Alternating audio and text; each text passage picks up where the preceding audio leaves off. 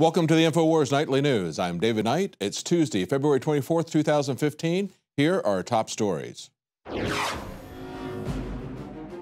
Tonight, a major study links fluoridated water to depression and weight gain. Then, Alaska legalizes marijuana. And the Federal Reserve head is opposed to an audit. That's next on the Infowars Nightly News. We are being raped, and they are trying to train us like a pimp breaks his street hoe. We're being beaten like a dog by this system. Well, Janet Yellen, chair of the Federal Reserve, says she strongly opposes auditing the Fed. I bet she does. What is it that you think she doesn't want us to see? Now, of course, it's not anything unusual for the federal government to say that we're not allowed to see whatever it is that they do. Every department of the federal government is acting as if they're the CIA. But of course, the Federal Reserve is a private company. It's no more federal than Federal Express, as everyone likes to say. We're seeing this happen, of course, with the Trans-Pacific and transatlantic partnerships.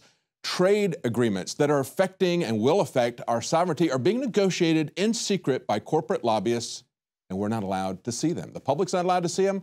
Our elected representatives are not allowed to see them any more than we're allowed to see what goes on within the Federal Reserve. Now, of course, as they point out in this article, the Federal Reserve is saying that they're not going to hike rates for the next few Federal Open Market Committee meetings, according to her prepared remarks. That's really nice. They give 0% money to the banks, and they're loaning this out at 5%, 25% on credit cards. That's a pretty good deal, isn't it? And of course, that allows them to play the stock market, to invest in the stock market with this 0% money. They can pump the stock market up as we see that happening. Of course, we see, though, that J.P. Morgan, even though they're getting money at 0% interest, they're going to start charging corporate clients fees for leaving their money in the bank. J.P. Morgan is going to start charging big clients fees on some deposits. And of course, J.P. Morgan is the largest U.S. bank, according to assets. They're saying they're going to charge large institutional customers for some deposits, citing new rules that make holding money for the clients too costly. See, the banks get the carrot. They get the 0% interest rate that they can then turn around and loan out at 5 to 25% interest rates. They can invest in stock markets. But if you want to try to just put money in the bank, you get the stick. That's what the new federal regulations are. As I point out, new federal rules will essentially penalize banks for holding deposits that are being viewed as prone to fleeing during a crisis or a stressed environment. So that's going to be passed on to the clients. Of course, the banks are not going to swallow those fees. What about precious metals, though? They've manipulated all these other markets. Well, we see that top international banks, as reported from RT, are facing a U.S. probe for alleged precious metals market fix. See, after they've had money laundering, they've funded money laundering for terrorists, for drug cartels. They've been caught involved in tax evasion, the LIBOR scandal. That's the next obvious thing, isn't it? Rig the markets, especially the precious metal markets, because the precious metal markets are counterpositioned to their fiat currencies. And of course, Loretta Lynch, the appointee that's going to replace Eric Holder, according to Obama, she was deeply involved with letting HSBC go from the money laundering scandals. And of course, this is one of the usual suspects, HSBC, along with J.P. Morgan, Goldman Sachs, and Barclays, 10 international banks, the largest international banks. They say HSBC included in its annual report published Monday that the Antitrust Division of the American Justice Department asked the bank to submit documents related to an investigation into the price setting of gold, silver, platinum, and palladium. Now, of course, this is not necessarily something that's instituted by our Department of Justice. They basically said that these banks were too big to jail when they looked at money laundering for drug cartels and terrorists. They're not doing anything to them for these other crimes. I certainly don't think they're the ones leading the investigation, and of course, they really aren't. This started elsewhere. Swiss regulators, the FIMA, included its metal rigging investigation into a November settlement with the UBS Group. That's a Swiss bank, one of the largest Swiss banks, and one of the largest banks in the world, and one of the banks that they're looking at in this precious metal scandal. They had a settlement with the UBS Group over currency rate manipulation. There you go, something else that they're manipulating. Not just the stock market with the money that they get at 0%. They manipulate the currency markets. They manipulate the precious metal markets. They manipulated the LIBOR markets. so that they could come after the credit unions, so that they could make more money off of variable rate interest loans. As they point out, they were sued in 2013 by U.S. regulator FDIC for causing millions of dollars in losses at credit unions by allegedly rigging the LIBOR benchmark rate.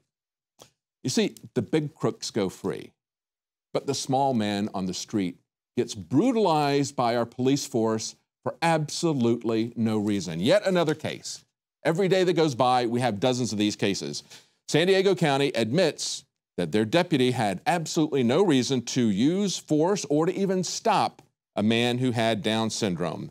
This man was hit, he was pepper sprayed, and then subsequently arrested, and the only charge was he was resisting arrest, except he wasn't. New video shows that he wasn't. This is a 22-year-old man, Antonio Martinez. The school records doctors say he functions at a 7-year-old's level. They say this was a case of totally innocent, vulnerable child, essentially, that was beat up by these two guys. And guess who the two guys were? The names are absolutely amazing. We got Deputy Guy, and Captain Roddy. And I can just imagine the conversation as they're going down the street. Captain Roddy says, "There's a guy.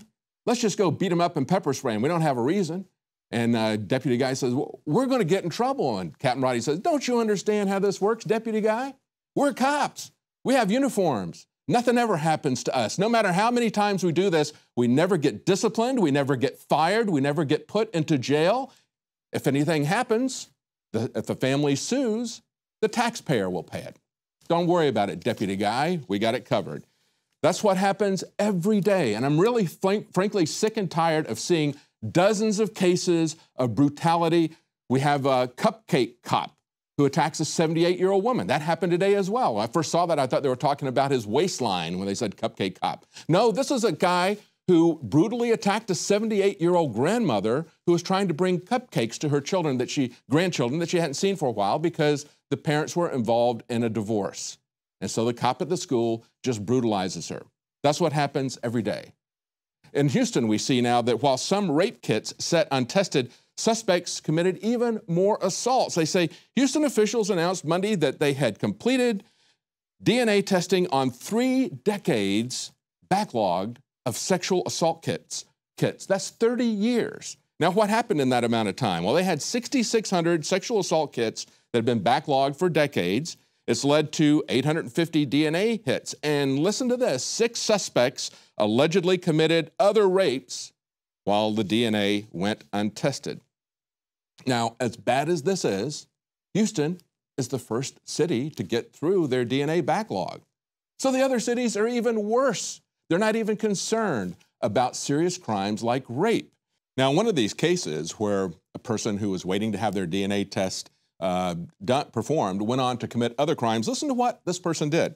They say it's unclear why this rape kit went untested, but while it was sitting around, the perpetrator went on to commit and be convicted of burglary of a habitation with intent to commit sexual assault. He was also later sentenced for 2 aggravated sexual assault cases and indecency with a child. There we go. So this is one case where he was not convicted of an additional rape, but he had a long rap sheet where he could have been stopped if they had done their work.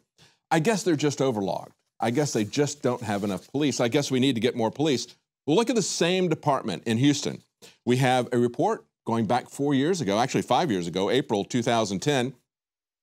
While they had this 3-decade-long backlog in rape kits that they hadn't tested, they're on a ticket writing spree. According to ABC News in Houston, they say in the month of March 2010, that's 5 years ago, the Houston Police Department handed out more than 109,000 traffic tickets. That's 3,500 speeding tickets a day, 147 speeding tickets every hour for an entire month. And that was up over 41,000 tickets from the previous month. So I don't think they have too few police. I think they have misplaced priorities. They're outwriting 147 speeding tickets an hour and not processing the rape kits. Do you understand the priorities? We've seen this very clearly in New York, where they just said they're not going to write tickets or arrest people unless it's absolutely necessary, and it dropped by over 95%, and crime went down because they're not focused on violent crime. But of course, another thing that they're always focused on is the war on drugs, confiscating people's property, destroying the rule of law, and now we see states pushing back. Alaska today has effectively legalized recreational use of marijuana. They say in this story we have at Infowars.com, it's a Reuters story, smoking, growing, and owning small amounts of marijuana became legal in Alaska on Tuesday as a growing decriminalization movement reached the U.S.'s wild northwest frontier. And they say, of course, Alaska is a Republican-leaning state. It's actually a lot more libertarian than it is strictly Republican. They say anyone aged 21 or older can now possess an ounce of marijuana in Alaska and can grow up to 6 marijuana plants, 3 of which can be flowering. A lot of detailed rules here. You understand how they're setting traps up for people. This is not just, all right, we're going to stop harassing people about marijuana. They are embedding in here a lot of traps. Here's some more. Smoking in public and buying and selling the drug remains illegal, though private exchanges are allowed if money is not involved. A lot of traps there. And they say, well, the Obama Justice Department has cautiously allowed the experiment of marijuana legalization to proceed. They can't stop it. Show me the law that you have in the show me the authority you have in the Constitution to prohibit marijuana or anything else for that matter. Why did you have to have a constitutional amendment to prohibit alcohol and you don't need one for marijuana? They don't have any legal authority. And if the states and the people would stand up, we could shut down this federal tyranny. And I'm glad to see them doing it. I'm glad to see them poking a finger in the eye of an intrusive, all-seeing federal government. We also have, even in Washington now, we have some congressmen from some of these states where they have legalized marijuana introducing bills. We have 2 bills that were introduced last Friday in the U.S. House of Representatives that would legalize and tax adult use of marijuana federally. The one of them, introduced by a Colorado representative, is called Regulate Marijuana Like Alcohol. The bill calls for states to be allowed to choose to legalize cannabis if they choose to do so without worrying about repercussions from the federal government. Yeah, of course, because they don't have the authority. And it would also remove marijuana from being a Schedule I drug. Now, of course, Schedule I says this is a narcotic that has absolutely no medical use. And we all know that's an absolute lie. Medical marijuana is very effective for a number of remedies, glaucoma, for people who are suffering nausea from cancer, from chemotherapy. So the fact that they would make it a Schedule I drug law, that is a lie, but they don't have any authority to prohibit it. Even Schedule I laws, they don't have the constitutional power to prohibit that. The 9th and 10th Amendment make that very clear. Now, another bill that was put up by another congressman would essentially change it a little bit. They would not even, his bill would not even tax medical marijuana. They would exempt it. They say non-medical marijuana would initially be set at 10% and eventually rise to 25% over time as the black market is displaced by the legal market, at which point the higher rate of 25% will encourage a new black market, which will not be as dangerous as the one that we've got right now. It'll be like the black market in cigarettes that we see in New York because their taxes are so high. Of course, we also have seen someone killed over that. Eric Garner was killed over the excessive cigarette taxes and excessive enforcement in New York City. Stay with us. We'll be right back after the break. We have some new breaking information about the effects of, guess what? Fluoride. Stay with us. We'll be right back. Well, previous studies have shown a correlation between fluoride in the water and a decrease in IQ.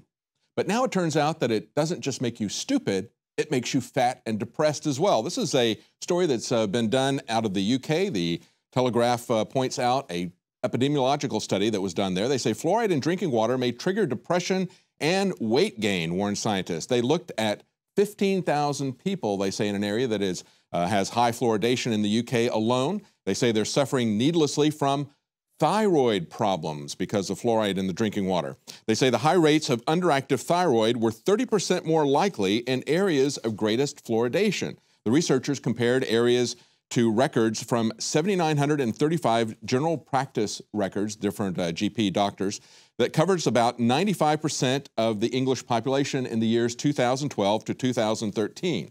They said that rates of high underactive thyroid were at least 30% more likely in practices that were located in areas with fluoride levels in excess of 0.3 milligrams per liter, or we can say 0.3 parts per million. Remember that number. We're going to come back to that number. They say previous studies have found that fluoride inhibits the production of iodine, which is essential for healthy thyroids. And of course, the thyroid gland, they say, regulates metabolism as well as many other systems of the body. That's why it leads to depression, weight gain, fatigue, aching muscles, and they say that women are affected 15 times more than men, about 15 in every 1,000 women. Now, the interesting thing is that in the UK, what allowed them to do this epidemiological study is that there's only about 6 million people in the UK that get fluoridated water. Not everybody there gets it. Now, the interesting thing here is that to protect teeth from decay, they're supplementing the water treatment works to bring it up to a 1 part per million concentration. Now, remember I said, remember that number, 0.3 parts per million. They are fluoridating the water, however, at 1 part per million. Just the day before, the Telegraph said that 0.3 parts per million would result in thyroid problems. It looked like a pretty high correlation, but they are fluoridating their water at 3 times that rate. But in the UK, it's only about 6 million people that are having their water fluoridated. Look at what's happening in the US. They say the US, of course, does it more than any other country in the world. We have not 6 million people, but 204 million US residents get artificially fluoridated water. That's 74% of the US population. Brazil is the second most extensively fluoridated country. They have 73 million, or 41% of the population.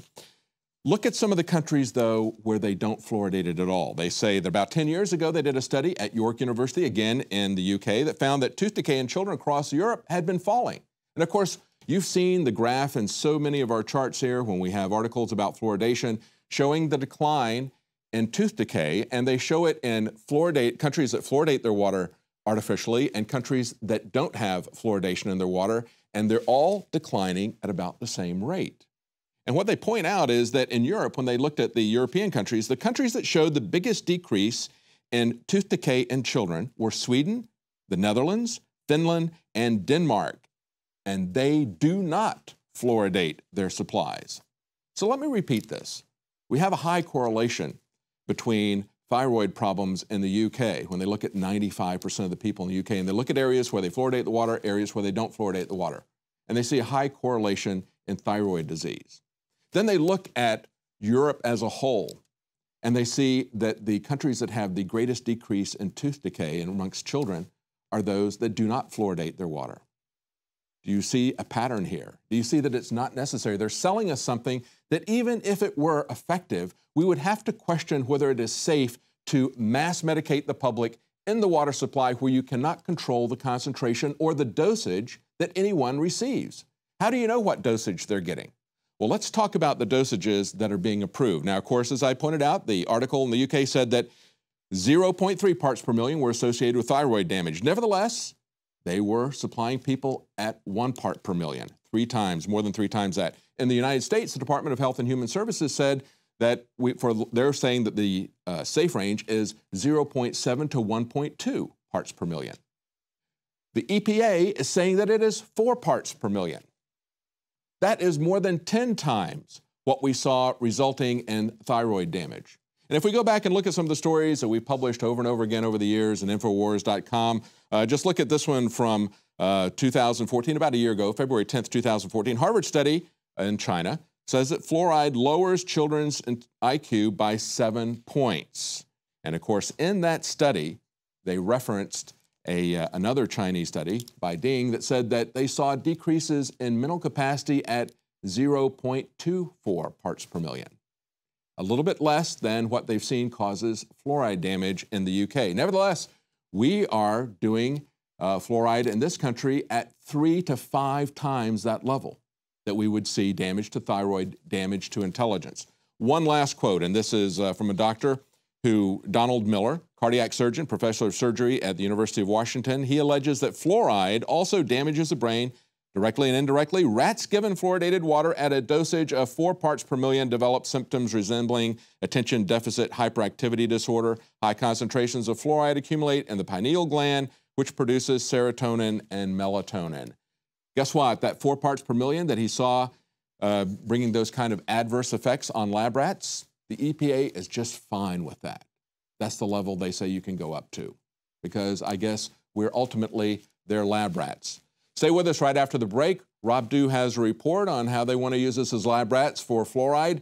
And we have a look at a new organization that is enticing illegal immigration into this country and participation in the entitlement program, exponentially growing it to take down our economy. Stay with us. We'll be right back. Can America survive an exponentially growing, an unlimited entitlement state? Of course they can't. That's why the globalists are bringing it on in the name of immigration. Now, of course, we've seen in the recent past, we had many cities that would come in and say, we're going to be sanctuary cities. We've declared ourselves as a sanctuary city. We're not going to deport anyone who comes here illegally. Now we've gone the next step. We have a president who has, against the will of the people, against the will of Congress, who would not enact legislation that he wanted in order to do this. He just came out with his executive order. And now we have cities who are joining a group called Welcoming America. We had one of those come here to Austin yesterday. We have a report coming up in just a moment about that. Well, there's 49 cities in the United States that have already signed on to the Welcoming America agenda. Austin is the only one in Texas. There's 6 in Michigan. There's 4 in North Carolina and Ohio, 3 in California. So it's concentrated in a few areas, but what they're trying to do is essentially turn this into a discussion about empathy, about treating people decently. When I talked to the lady there and asked her, I said, wait a minute, are you talking about legal or illegal immigrants? She said, we don't make a distinction between legal and illegal immigrants. Really? You don't make a distinction between those? If somebody comes into your home illegally, breaks into your home, isn't that a distinction? They talked about how the people who are really fighting this are the ranchers at the border, saying because they're loud and rich, they get heard. They don't like people walking across their property. This is about a lot more than just keep off the grass. This is about ranchers, as we've reported here at Infowars, who have found scores of dead bodies on their ranches decomposing. They're concerned about the drug traffickers. They're concerned about the human trafficking. They go around their ranch, their private property, their home, having to carry heavily armed weapons to protect themselves.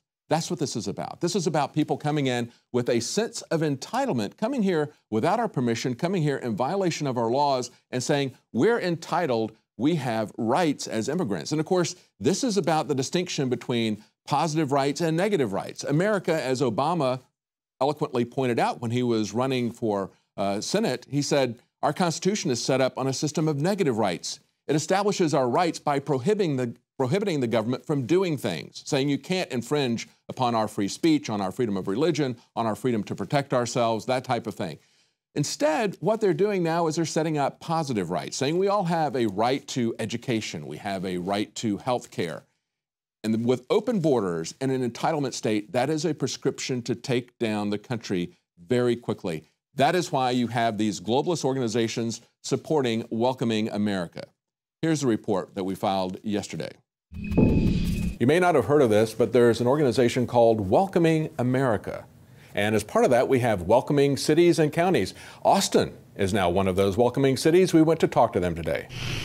I'm here with the chair of the Commission on Immigration Affairs. My name is Angela Jodota Medina. Thank you so much for coming today. Thank you. Tell us what the purpose of Welcoming America is, or Welcoming Austin. The Welcoming Cities, the purpose of the Welcoming City Summit is to convene community stakeholders to kind of come together and discuss how welcoming Austin is as a community and define a vision for us as a welcoming community moving forward. Okay, and when we talk about being a welcoming community, what does that really entail? Well, one of the things so the city of Austin signed on to Welcoming America, became a welcoming city through Welcoming America in September 2013. Mm-hmm. And what Welcoming America, its basic platform is cities that are welcoming are cities that integrate immigrants in a way that they can contribute to and benefit from the prosperity of the community as a whole. Okay. So fomenting immigrant integration. And so is this for all immigrants, or is it for documented immigrants or undocumented? It's for all. So we're not differentiating. We're talking about immigrants in general. We're not differentiating. We're talking about immigrants in general. So the operating word here is welcoming. That sounds so much better than sanctuary cities, doesn't it? We have welcoming cities, we have welcoming counties, we even have the organization Welcoming America. And of course, their tagline is building a nation of neighbors. Sounds very much like what Nancy Pelosi said. We just have one community with a border running through it. And of course, Petraeus said that this nation that we're building is the nation that comes after America. He famously had a topic in a London presentation where he said, what comes after America? Well, that's easy. North America. We've had NAFTA for a very long time, he said, 20 years. And now we find, 20 years in, that what they were implementing all along is what many of us said they were implementing all along, not just a trade agreement, but a complete restructuring, political restructuring of our sovereignty. It's nothing less than that. Now, of course, in America so far, there's 49 welcoming cities. The only one in Texas is Austin, but there's 6 in Michigan. North Carolina and Ohio have 4 each. California and Maryland have 3 each.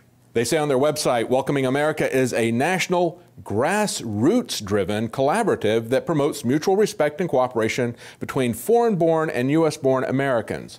In other words, foreign-born illegal aliens are now foreign-born Americans. We've gone from illegal immigrants to undocumented immigrants, and now they refer to them in the Welcoming America, welcoming cities as just simply newcomers. This is not something that's limited to Austin or a few states like Michigan. No, this is national and it is international. They say that stakeholders will be participating in national and transatlantic learning exchanges to learn about global practices. And of course, this organization is supported by internationalists and globalists like the Intercultural Innovation Partnership. That's the UN, the United Nations Alliance of Civilizations, and BMW. Also, organizations like Carnegie and Western Union. And one of the organizations involved with funding this is the German Marshall Fund, which frequently talks about Atlanticism. This is a globalist agenda. They talk about it as not being an agenda like Agenda 21, because that's gotten kind of a bad rap. They talk about it as being a framework. But this framework is not grassroots. It's coming from the globalists. Here's what they're talking about as part of that framework. And in this summit, some of the things that we're covering is where this morning we talked about the economic impact of immigration. We had city demographer Ryan Robinson come and talk about Austin's multicultural future. In other words, how we're growing as a community, what ethnicities are influxing and diminishing, and how we're growing. Then we're also having career pathways for new Americans. Tomorrow we're having best practices in immigrant integration. We're having a specific section on executive action for employees and employers and how that affects the employment environment. We have one on Austin and immigrant rights, a local perspective from immigrant rights organizations. So it's a very well thought out agenda, just as we see in these Delphi techniques where they present Agenda 21 to people locally. They say, we want to work with you to help you figure out how to do whatever it is that you want to do in your community.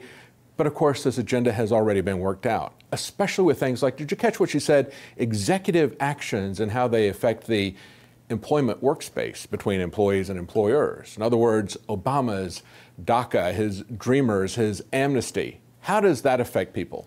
Now, we know that since 2000, virtually all of the new jobs, the number of new jobs that have been created, are the same as the number of jobs that have been taken by immigrants, legal as well as illegal. So in other words, for native-born Americans, there's been no increase in job opportunities.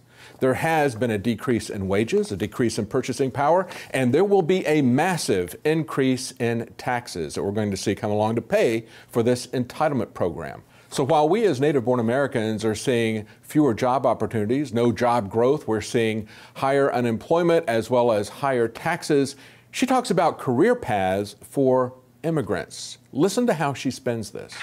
So what kind of career paths are we looking at that's different? Well, I think it's just more, part of the careers are like STEM and tech fields. I mean, here in Austin, many of our new techpreneurs are actually foreign-born. It's like, I think approximately 25% of techpreneurs in Austin are foreign-born. Other pathways might be... Is that typical, or is that... We have a high number. We're very lucky. Actually, I think we're the highest number in Texas. Are those illegal immigrants, or are those people who are coming here because their employer has brought them in into the tech companies? So they're coming with tech companies for the most part, or on special entrepreneurial visas. Okay. And when you're talking about immigration rights, what type of things are we looking at? What rights? We're talking about, in general, how immigrants are treated in Austin, and how, wage theft, issues like that.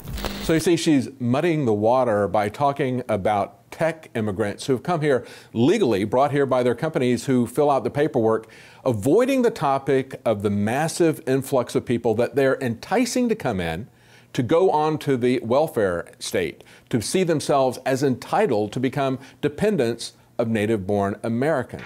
In terms of rights, though, I mean, when somebody comes here illegally, what type of rights do they, do they have the right to stay, the right to, what do they have a right to? They have a right to education? I'd say that, so I think that as a community, we can all agree that anyone who lives here has a right to be treated well. Mm-hmm. And that's the rights that we're focusing on, that right to be treated well. So she says this is just about treating people well. That's not true at all. At this seminar, they're talking about how they're going to get driver's licenses for illegal immigrants here in Texas. And of course, we've seen in other states how they're giving non-citizens the right to vote.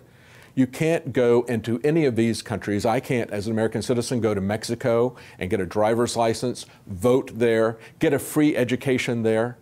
This is a globalist agenda that is aimed at all Western countries, using compassion and treating people well, talking about multiculturalism, but it's designed to destroy the countries economically by entitlement programs that are unlimited and by totally open borders. For Infowars Nightly News, I'm David Knight. Now, of course, Welcoming America is saying, according to their statement of principles, that they believe the majority of U.S. residents are empathetic and compassionate people. Now, notice that they said residents, not citizens, because we've gone from illegal aliens to undocumented to now residents, and their favorite term at Welcoming America is newcomers. They say that we must treat all of our neighbors with respect and decency. Who would disagree with that? But is it respectful to come here and ignore our laws and demand entitlements? Look at the story from the New American, talking about the cost of schooling. We will lose our homes through unaffordable property taxes if there is no limit to the number of children who can be brought into America with open borders and entitlements. They have the city mayor of Lynn, Massachusetts, said she was so concerned about how to pay for schools that she went to Washington asking for help from federal officials. And this is what she said: "I love the fact that Lynn is a diverse community. By speaking out about this, I've been called a racist. I've been called a hater. That's not the case. I'm simply looking at this from the point of view of the economic impact that it has on my city." And that's the point of view that the globalists who are funding organizations like Welcoming America, like Welcoming Cities and Counties, the globalist organizations in the UN that are funding this kind of Agenda 21 approach, they understand that we cannot afford it. That's why they're doing it. Stay with us right after the break. Rob Dew takes a look at another outbreak that shows the ineffectiveness of the flu vaccine, this time on a Navy ship. Stay with us. We'll be right back.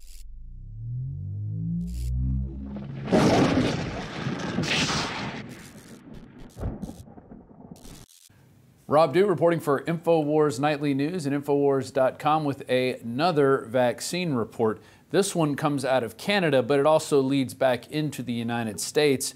And this is out of the Globe. Canadian study finds flu shot could increase risk of getting sick. Wow, something we've been telling you all along. Now, it's in a study, and scientists have said it, so now we can all believe it. The study states, in particular, vaccine effectiveness against influenza A among those who received the 2014-15 vaccine without prior vaccination was higher at 43% than among those participants who were vaccinated with the same vaccine component in both 2013 and 14 and 2014-15.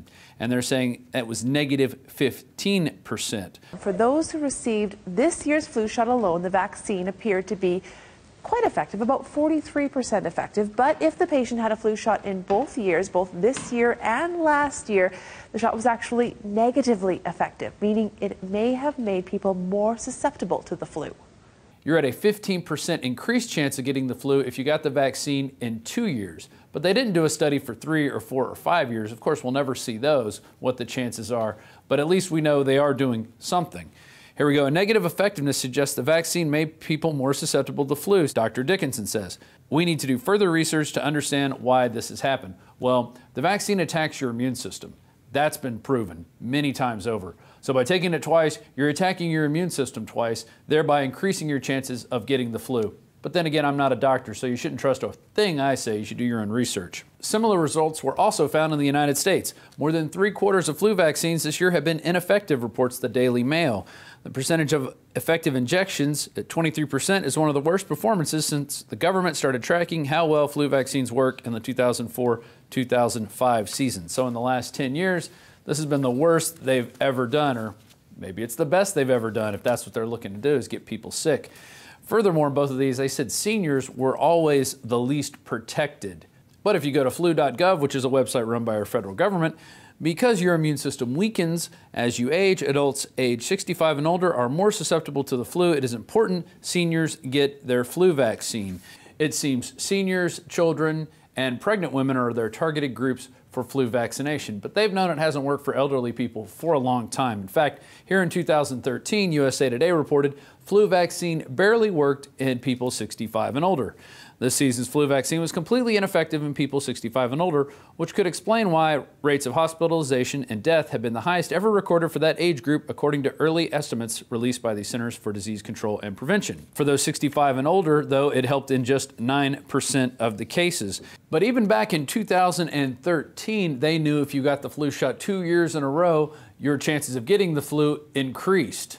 Effectiveness of flu vaccine raises more red flags, and this is dated 3/26/2013. The influenza vaccine was 62% effective among people who did not receive a flu shot in the prior year. In comparison, vaccine effectiveness among those who did get the flu shot in the previous year was substantially lower at -45%. So you're almost a 50% chance of getting sick from the flu if you got the vaccine in 2 years. That would have been 2013 and 2012 flu seasons. In 2010, PLOS Medicine published an analysis of Canadian epidemiological studies suggesting that people who had received seasonal flu shots the year before the 2009 H1N1 pandemic had an increased risk of becoming infected with pandemic swine flu. A second study in 2009 identified similar associations between previous vaccination and pandemic H1N1 illness in a military population. Between April 21st and May 8th, a total of 97 patients developed the H1N1 virus. Of these 63 people, 66% had received the influenza vaccination in the previous 12 months. In comparison, only 40% of patients without H1N1 virus had no history of vaccination. And when you're in the military, as Joe Biggs and others have pointed out, you really don't get a say in what you get to put in your body. In fact, you get no say whatsoever. They tell you to line up and they give you whatever flu shot that year they think you need. And look what happens when the armed forces does get herd immunity. Here we are, February 24, 2015. CDC admits flu vaccine does not work. Influenza outbreak on fully vaccinated Navy ship. The CDC published a report documenting an influenza outbreak which occurred among fully vaccinated Navy personnel aboard the USS Audit, a U.S. Navy minesweeper moored in San Diego, California while conducting training. And here's the CDC's reports from February 2014. Influenza outbreak in a fully vaccinated population, USS Ardent, February 2014. Naval Health Research Center determined that 20 specimens were influenza A, of which 18 were subtype H3N2. The HA gene sequence of the outbreak isolate was 99% identical to the strains circulating during the 2013-2014 influenza season and antigenically similar to the H3N2 component of the 2013-2014 influenza vaccine.